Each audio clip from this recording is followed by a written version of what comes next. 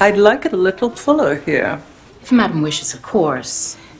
But I should point out that bustles are getting smaller for most people. I am not most people.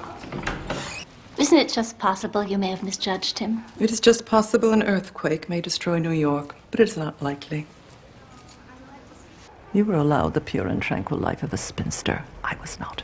I'm very grateful. So you should be.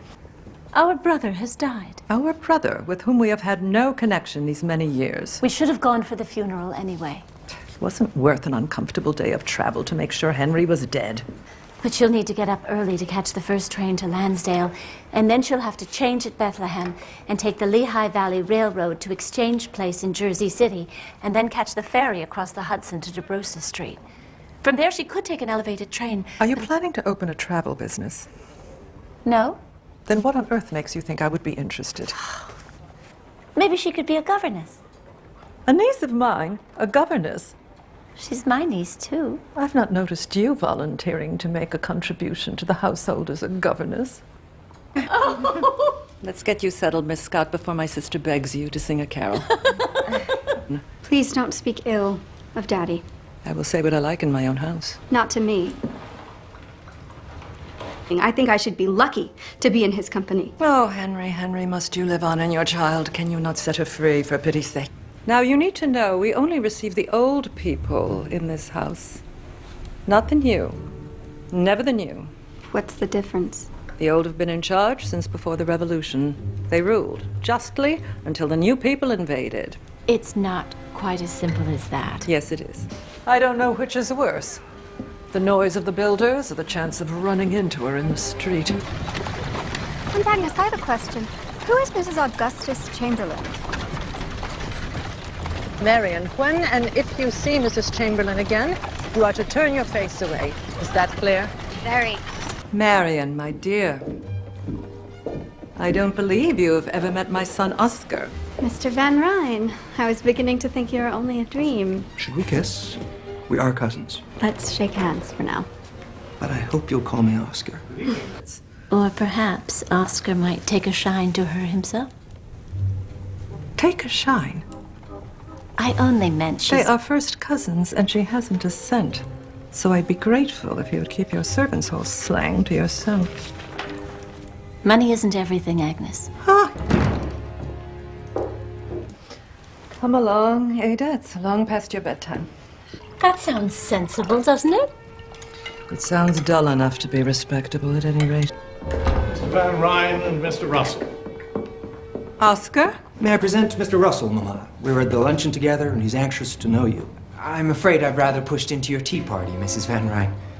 Don't worry. We have so much cake. Judging by your aunt's face, it'll be a while before you see me here again. You were correct. But it is a small town.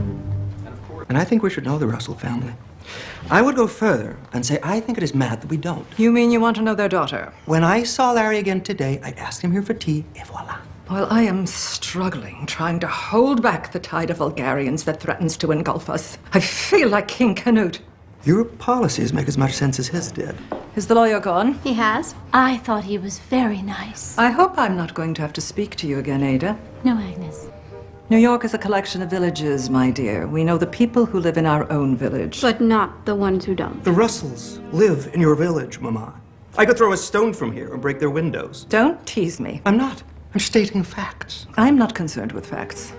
Not if they interfere with my beliefs. I give you prejudice in a nutshell. Oscar, dear, I didn't expect you. Oh, I'm dining with Larry Russell. Where? At his parents' house, of course. When you say those words, you stab me in the side. And it's lucky you have the skin of a rhinoceros. Shall we go up and get changed, dear? Seems to me the ship is sinking. Let us follow the example of rats. I don't know how nice that is, Agnes. Done, Miss Scott. Thank you. Not at all. Look who I found in my room. Must we have that horrid thing in here? I think we must. Don't you, Aunt Ada? Absolutely. Have you had a nice walk, dear? I have. Your suitcase is mended. I brought it back myself. I've put it in your room. You carried a suitcase through the streets? Oh, Have I broken another rule? You were to check it was ready and then send the footman to collect it. And never go out unaccompanied. Please don't do such a thing again. Why do you bring that beastly dog? Dogs are supposed to run alongside carriages, not travel in them. Oh, I think we must make an exception for Pumpkin. But what would happen to my poor little pumpkin, surrounded by strangers? You never know. They might be very kind to him. Oh! Really, Ada, there's no point in carrying on as if you lived in a tree. I've no doubt someone will bring him back any minute now. Don't you agree, Bannister? I certainly hope so, Mum. Oh, I shall have to lie down. You survive a civil war, yet you collapse because a lapdog is missing. Pull yourself together, for heaven's sake. You're a soldier's daughter. Remember it. Pumpkin. It was delivered by a footman from across the road. Ada, will you stop that noise? I cannot hear myself think. The Russells have found Aunt Ada's dog. What's wrong with that? Oh, joy. Oh, is it true? If they'd found the dog, why not send a footman to return it? No, if you ask me, they kidnapped it, so Mrs. Russell could deliver it in person. I said this would happen when Oscar brought her son to tea. She wants to force us to receive her. Mark my words, any minute now, Mrs. Russell will arrive with the dog tucked underneath her arm. Why don't I go and get him? No. Well, I don't mind. No! I will not have that mutt turned into a link between these houses. Bannister, you go fetch it. Very good, Mum. Pumpkin is not a mutt. You'll know the Russells one day. Over my dead body. You'll squeeze that dog to death. Oh, I just want to cuddle him and never let him go. I should watch out. He'll take off again. I would. It sounds fun. Will you come? I'd rather be put to death. And I do not believe she would ever do anything self-destructive. Self-destructive? You've been reading those German books again. I've warned you before, just stick to Louisa May Alcott. What do people think is true? That they're opening the East River Bridge next year. And about time, too. What a difference it will make with the journey to Brooklyn. Why would you want to go to Brooklyn? As a matter of fact, I'm thinking of paying someone a surprise visit. She may need cheering up. So should I if I lived in Brooklyn. Really, Aunt Agnes, anyone would think you were against charity. Charity has two functions in our world, my dear. The first is to raise funds for the less fortunate, which is wholly good. The second is to provide a ladder for people to climb into society who do not belong there. And that is wholly bad. Not wholly, perhaps, but it should give us pause. Do you like Mrs. Astor? Ooh, that's like saying, do you like rain? She is a fact of life that we must live with. Really, that woman has the resilience of a cockroach. 5 dead doesn't seem very many. Oh, Agnes. Shouldn't she be in mourning? She wasn't driving the train, Agnes. She has ensnared Mr. McAllister and dragged him to her lair. These people. You shut the door, they come in the window. You shut the window, they come down the chimney. They never give up. What would we say if a surgeon suddenly flung down his scalpel and went off to see a fasting lawyer? I'm sure he has a reason.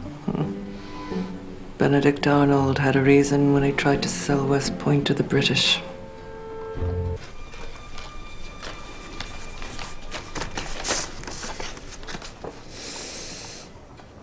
What?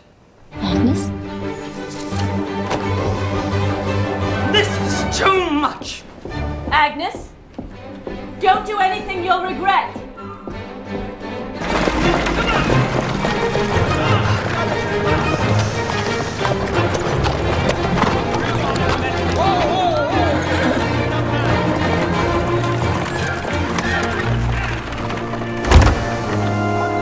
Nuggets egg, but Deborah kidneys. How can I refuse? Bastards. Do my eyes deceive me? Heads have rolled for less.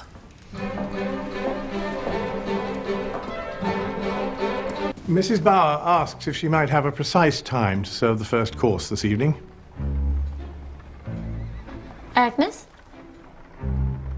Ada, dear, would you tell Mrs. Bauer I think it would be nice to sit down to dinner tonight at 8:30?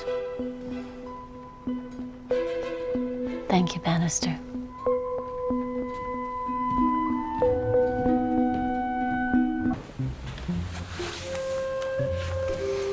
Ask him when it was delivered. When When was it delivered, Bannister? Just now, Mum. Just now. When are you going to forgive him? When he has earned my forgiveness. But what do I say to Oscar when he gets here? What can I say? That he has disgraced his character, his name, and his mother? Well, What do you mean, well? only that all men, or almost all, have a fling of some sort when they're young and they live to tell the tale. Oh, this is a tale I'd rather were not told. I just think these things happen. How do you know? Have you been leading a double life? No, but I'm not so simple that I don't know what goes on. You'll be calling yourself a woman of the world next. Well, I'm not Rip Van Winkle, Agnes. And I understand that young men have to sow their wild oats. Even if that were true, they do not have to sow them with servants. What would you prefer, an actress or a prostitute? Ada, I'm going to have to ring for my smelling salts if you do not moderate your tone. You should not even know these words exist. Well, I do. And I know that well-brought-up young ladies are not the girls lighting the cigars of their escorts at Delmonico's. You are forcing me to reevaluate your character. But of course you won't listen to me. What's happened? Oscar has disgraced himself. With Mrs. Russell's maid.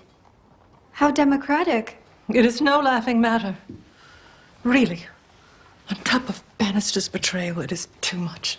Oscar tried to deny it. Are you telling this story or am I? Although why either of us are telling it to Marion, I do not know.